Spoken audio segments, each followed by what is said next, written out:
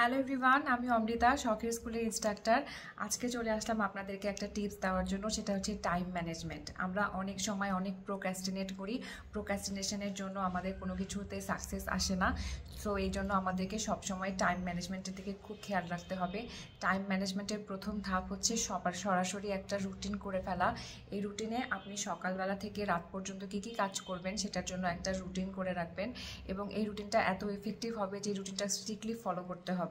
Otherwise যদি আপনি একটা পরীক্ষা দিতে যান কিংবা যদি একটা কোনো কাজে যান, সেক্ষেত্রে আপনার এই রুটিনটা যদি আপনি ফলো না করেন, তাহলে সেই পরীক্ষাতেও সফলতা আসবে না, সেই কাজও কোনো দিন কমপ্লিট হবে না। এই জন্য আপনাদেরকে সবসময় একটা টাইম ম্যানেজমেন্ট করতে হবে। টাইম ম্যানেজমেন্ট করার জন্য আপনাদের অবশ্যই একটা ডায়েরিতে লিখতে হবে, এবং ডায়েরিতে যখন লিখবেন এবং এটা চেষ্টা করবেন যে বিভিন্ন কালারের আপনার হচ্ছে ইউজ করতে, বিভিন্ন কালারের পেপার অথবা হচ্ছে পেন ইউজ করতে, যেন সেটা হচ্ছে দেখতে অ্যাট্রাকটিভ হয়। এবং যখন আপনারা যে জিনিসটা ফুলফিল করবেন, সেটা হচ্ছে আপনারা সেই কালারফুল পেন দিয়ে সেটা হচ্ছে ক্রস মার্ক করে দেবেন যে আমার এই কাজটা হচ্ছে শেষ হয়ে গেল। তো যখন আমরা একটা সুন্দর টাইম ম্যানেজমেন্ট রুটিনের মধ্যে চলে যাই, আমাদের কিন্তু কাজগুলো এমনি কমপ্লিট হওয়া শুরু করে।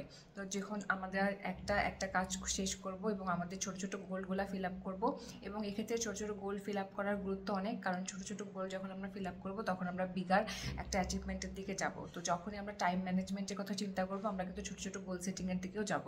সো এই জন্য আমাদের টাইম ম্যানেজমেন্ট খুবই দরকার। আর প্যারেন্টিংয়ের জন্য যে টাইম ম্যানেজমেন্টটা, সেটা হচ্ছে সকালবেলা থেকে একটা ছোট বাচ্চাকে আপনারা কীভাবে হচ্ছে ট্রেনিং দেবেন, এবং সে কিন্তু হচ্ছে আস্তে আস্তে এগুলোতে অ্যাডাপ্ট করবে।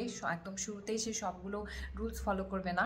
শুরুতে আপনার যে চেষ্টা থাকবে সেটা যেন আপনার নিজের একটা এফোর্ট থাকে, এবং সে যেন এটাতে বোর ফিল না করে। একটা যদি ইন্টারেস্টিং ব্যাপার হয়, জিনিসটা যদি খেলার মাধ্যমে হয়, তাহলে জিনিসটা খুবই ভালো হয় টাইম ম্যানেজমেন্টের ক্ষেত্রে। তাদেরকে নির্দিষ্ট সময় একটা ছবি আঁকার টাইম দিলেন, তাদের নির্দিষ্ট সময় একটা খেলার টাইম দিলেন, কিছু শেখার টাইম দিলেন, যে সময়টাতে সে কিছু একটা শিখতে পারলো, গান শেখা অথবা হচ্ছে আপনার ছবি আঁকা। যেহেতু একটা বাচ্চার, একটা শিশুর শিখতে সময় লাগে, এবং তারা কিন্তু খুব দ্রুত শিখে ফেলে, এবং সেই জিনিসটা যখন তারা অ্যাপ্লাই করে, সেটা তারা খুব এক্সাইটেড থাকে। এই জন্য যখন তারা টাইম ম্যানেজমেন্টের দিকে ফোকাস করবে, তখন তাদের কাজগুলো অনেক সুন্দর হবে, নিখুঁত হবে, এবং আস্তে আস্তে তারা খুবই প্রোডাক্টিভিটি গেইন করবে। তো এই ছিল আজকে আমাদের টাইম ম্যানেজমেন্ট টিপস।